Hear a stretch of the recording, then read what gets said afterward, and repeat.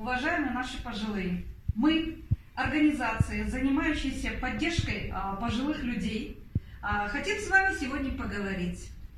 Поговорить на тему коронавируса. На самом деле, сколько за свою жизнь мы переживали инфекции, верно?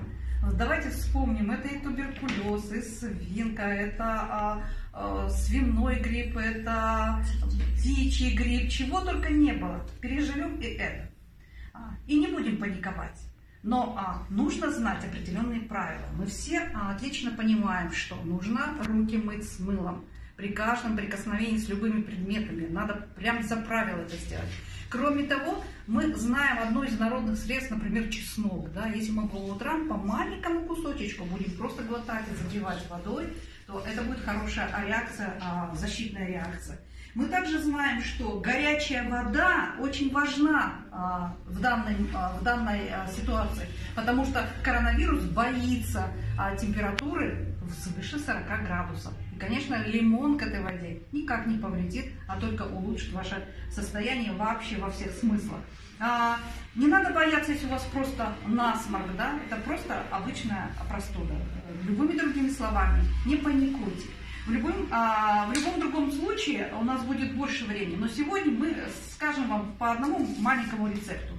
Смотрите, у нас у всех есть маски, да, это обычная маска копеечная. Мы берем женскую прокладку, мы ее приклеиваем и берем настойку прополиса, которая абсолютно безвредная. Мы все пожилые, и мы хотим, чтобы вы жили здорово. И наливаем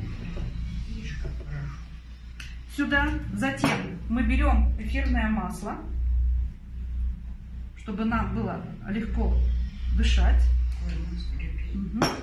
И надеваем эту маску на себя.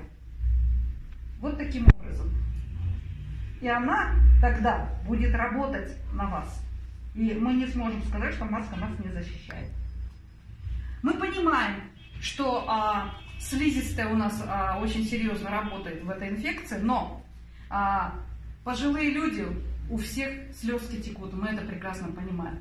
Поэтому вот такие вот салфеточки нужно иметь в виду, промокая их, сразу выбрасывать.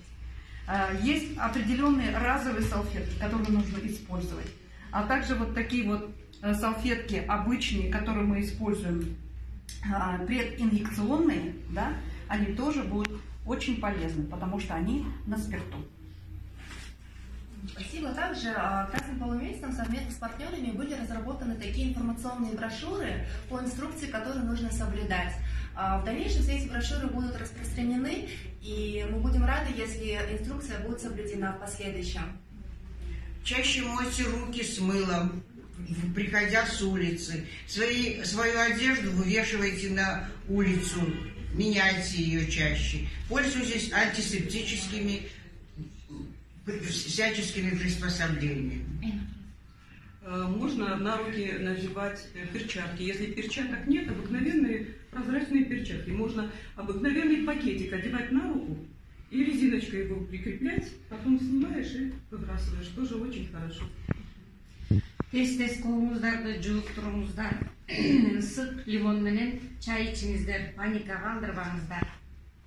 Люди с диабетом подвергаются повышенному риску. Если у вас диабет, продолжайте принимать ваши лекарства, внимательно следите за уровнем сахара в крови и обращайтесь к врачу. Жануар текті азықтарды жақшылап пішірғандан кейін қолдануға. Ол түшкіргенде оғызыңарды, мұрдыңарды жауып, жечқанаңармен жауып жөтөрүңөр. Помните, что ваше здоровье зависит прежде всего от вас. Соблюдайте простые правила санитарии и гигиены и будьте здоровы.